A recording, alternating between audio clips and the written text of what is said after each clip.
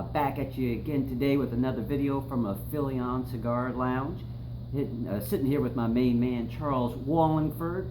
And today's topic of discussion will be ETA, the unspoken word. You say, Stylecom, what do you mean ETA, the unspoken word? Everybody knows ETA. At one time, back in the day, since I've been doing this for a long time, ETA was like Voldemort from the Harry Potter books. Everybody was using their movements, but nobody ever admitted to using their movements. So people didn't talk about in-house movement. It was just Swiss. It was just Swiss made. Swiss made, yeah. And nobody, Breitling, Frank Mueller, Quorum, all these companies, they never mentioned that they used ETA movements. And then as the watch community got smarter, and at one time there were no watch magazines like they are nowadays. Right. No such thing as a watch magazine. No smart YouTubers. That too. And with that, when they were using these movements, actually, Frank Mueller actually helped bring this to light. Watch Time magazine did an article when he first came on the scene. Frank was the biggest name in wristwatches. He was the hottest name. Everybody had one of his watches, from Ozzy Osbourne to I forget the guy's name, singer. He's in one of the rock bands. I mean, they just had, Frank was giving them away to people, and they were hot. But Watch Time magazine did an article on him, and they discovered he was using ETA movements, and he was charging at least a minimum of $5,000 at that time to get into one of his watches. And they were like, you're using a basic ETA movement, which might have been $80, and you're charging your customers $5,000 and up. And then everybody started questioning all these other brands about, hey, what movements are you using in your watches? Because at one time, like I said, this is an unspoken word. Then people got hip to it. It's like, oh, wait a minute, there's something here. It's just one of those things that I don't know. I'm pretty cynical, and average person, it might sound bad, average person kind of want to have that nice story, or they want to have that fantasy, I guess the nice way to put it, that what they're buying is the best thing they can buy. And that's what they're selling. That's what they were definitely selling. It's the best thing you can buy. And it's better than that person's, it's better than that person, it's better than that brand, when it's the same thing. Oh yeah, just a different case, different dial. Yeah, it's exactly the same thing. But Frank's reasoning behind using ETA movements, he said, was that he didn't need to reinvent the wheel.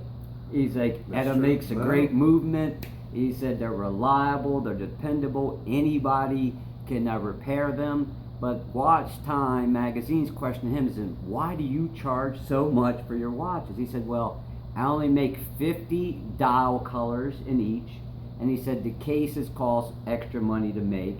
But needless to say, if you've seen a Frank Mueller, their cases are nothing special. It's not like it's a real elaborate case. Well, the ones now they have, a little bit nicer. Oh yeah, definitely. A little bit nicer, but in the past they were pretty simplistic. Oh yeah, the Tanos. I mean, beautiful watch, but you can't justify that kind of price using a basic ETA movement inside your watch, and then you're charging, the average price was probably about maybe $10,000. That's crazy to have a basic watch, but they helped bring that to light at that particular time, and then everybody started finding out all these other brands were using ETA, and then boom. And then people charged more because they were using an in-house movement that a lot of them were basically ETA movements, just copied. Oh yeah, well, I did another video. I'll leave the link in the description below that go more into detail about ETA and the reasons why they decided to cut people off from their movements. But this is one of the reasons why Nick Hayek Sr. decided to cut people off, because he felt that they weren't innovating enough, and in order for the watch community and industry to grow, you need people to come out with new inventions. Everybody was using his, I wouldn't say everybody, but the majority of people were using his movements. and it pissed him off, you know, and Frank was one of those people that helped set him off, and then that's when he went to the commission that governs Swiss watches and said, hey, I want to cut them all off. Now, you explained something to me earlier that we know now, perfect example is that Tudor, the new Tudor has an in-house movement, and other brands are going to an in-house movement now. Now, this was actually something that was supposed to happen a long time ago, right? Oh yeah, I think this is 20 years ago, 25 years ago. Don't hold me to the time.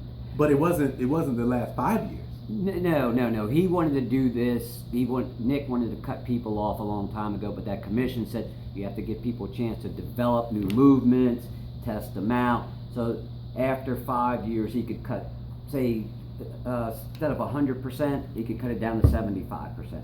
Another 5 years, you can cut it down to 50%. Then another 5 years, you can cut it down, 75%. And then eventually, the only people that are going to be able to get ETA movements are people within the Swatch group, and that's it. So, if you don't know, or you're not in the know, or you don't have the experience, you're led to believe that people decided, okay, we're going to start making in-house movements to up our game. It's not really what happened. No, not. Let's put it this way: they were all happy because you're saving money. I mean, just like you and I like saving money, and we tell people how you can save money. Going to like Atomic Warehouse to get your vintage watches, or talking to an authorized dealer, or going out of your comfort zone to a bigger city where they might have brands in multiple locations. So you can get a discount. They didn't have to pay for research and development.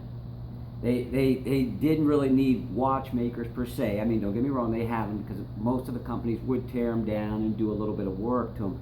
But yeah, but you don't have to worry about research and development. And some of these new costs, like Omega, they went through the roof on some of their prices.